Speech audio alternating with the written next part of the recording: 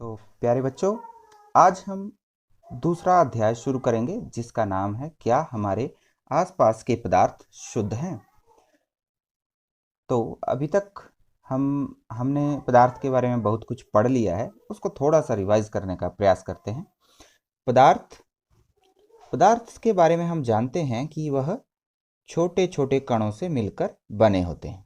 कोई भी पदार्थ है हमारे आसपास, जितने भी चीज़ें हैं वो सब पदार्थ कहलाएंगी यदि वो स्थान घेरती हो और उनका द्रव्यमान हो। हर वो चीज़ पदार्थ कहलाएगी जो स्थान घेरती है और जिसका द्रव्यमान होता है, और ये सभी पदार्थ छोटे छोटे कणों से मिलकर बने हैं। अब एक चीज़ जो यहाँ पर समझने के लिए जरूरी है वो यह है कि क्या सभी पदार्थ एक ही प्रकार के कण से मिलकर बनते हैं? तो इसका उत्तर है नहीं। अलग अलग पदार्थ अलग अलग कणों से मिलकर बनते हैं। अलग पदार्थ है, उसके कण अलग हैं। उदाहरण के लिए हम लेते हैं लोहा, हम बात करते हैं एल्यूमिनियम, हम बात करते हैं कॉपर, हम बात करते हैं जल की। तो देखिए यहाँ पर लोहा, एल्यूमिनियम, कॉपर, जल ये पदार्थ हैं हमारे पास क्योंकि ये स्थान घेरते हैं और इनका अपना एक द्रव्यमान भी होता है। तो लोहे के कणों को अगर हम बड़ा करके देखें, मान लीजिए मुझे लोहे का कण दिख रहा है, बहुत बड़ा कर दिया मैंने, करोड़ गुना बड़ा कर दिया, तो ये मेरे पास लोहे का कण है। दूसरा मान लीजिए एल्यूमिनियम का कण, तो एल्यूमिनियम का कण कुछ ये है। तीसरा कॉपर का कण मान लीजिए ये है। और जल के जो कण हैं उसको भी हम कुछ अलग रंग से बता देते हैं। अब रंग बताने का मतलब यह नहीं है कि ये कण अलग अलग रंग के होते हैं। इसका मतलब यह है कि इन पदार्थों के कणों की प्रकृति कुछ भिन्न है, कुछ ना कुछ उनकी क्वालिटी अलग है।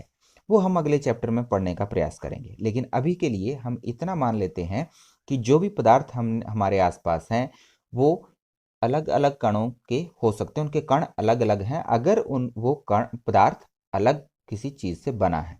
लोहे की बनी हुई सारी चीज़ें हैं तो उसके कण ऐसे हो सकते हैं सबके। हमने अभी तक यह भी पढ़ा है कि ठोस के अंदर ये कण बहुत ज़्यादा क्लोज होते हैं एक दूसरे के, इनके बीच रिक्त स्थान ना के समान होता है। उसी प्रकार द्रव के कणों के बीच स्पेस थोड़ा ज़्यादा है और गैस के कणों में यह रिक्त स्थान अत्यधिक ज़्यादा होता है। तो इस चैप्टर में हम अब इन बातों को ध्यान में रखते हुए आगे स्टार्ट करेंगे। अच्छा, अब हम बात करते हैं कुछ सामान जो हम बाजार से खरीद कर लाते हैं, जैसे दूध, घी, मक्खन, नमक, मसाला, मिनरल वाटर, जूस। उस पर क्या लिखा होता है? शुद्ध, है ना? शुद्ध घी, शुद्ध नमक, इस तरह से लिखा होता है चीज़ों के पैकेट्स के ऊपर। तो ये शुद्ध शब्द का अर्थ क्या है हमारे लिए? क्या है जनरल किसी भी व्यक्ति के लिए शुद्ध शब्द का अर्थ है कि उसमें मिलावट नहीं है। लेकिन क्या वैज्ञानिक दृष्टिकोण से भी शुद्ध शब्द का यही अर्थ है?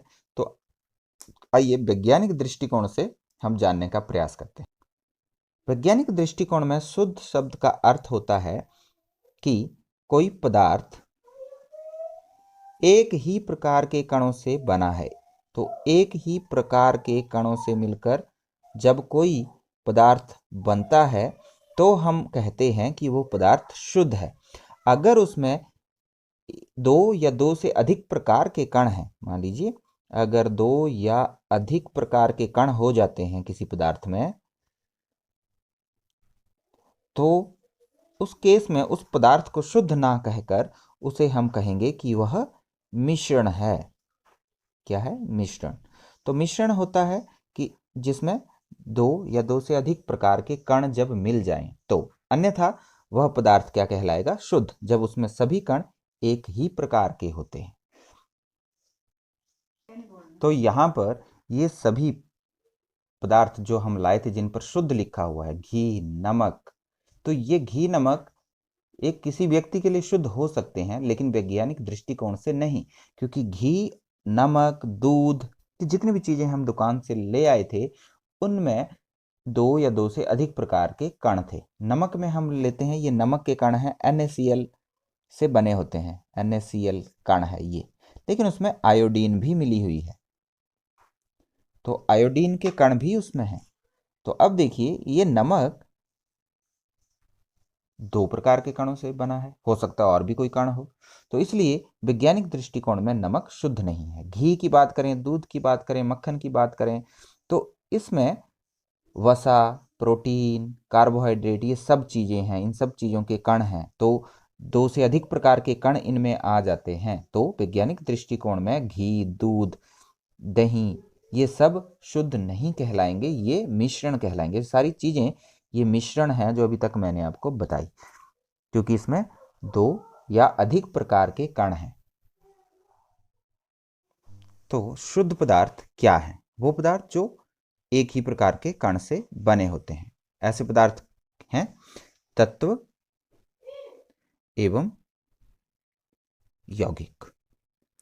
जो तत्व होते हैं, जो यौगिक होते हैं, ये पदार्थ शुद्ध होते हैं, क्योंकि तत्व और यौगिक एक ही प्रकार के कणों से मिलकर बनते हैं। अन्य सभी मिश्रण कहलाएंगे। तो मिश्रण क्या होगा? मिश्रण जब तत्व और यौगिक, तत्व या यौगिक मिलकर कोई नया पदार्थ बनाएंगे तो वह मिश्रण कहलाएगा।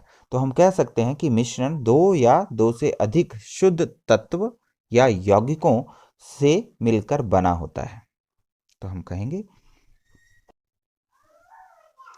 क्या कहेंगे?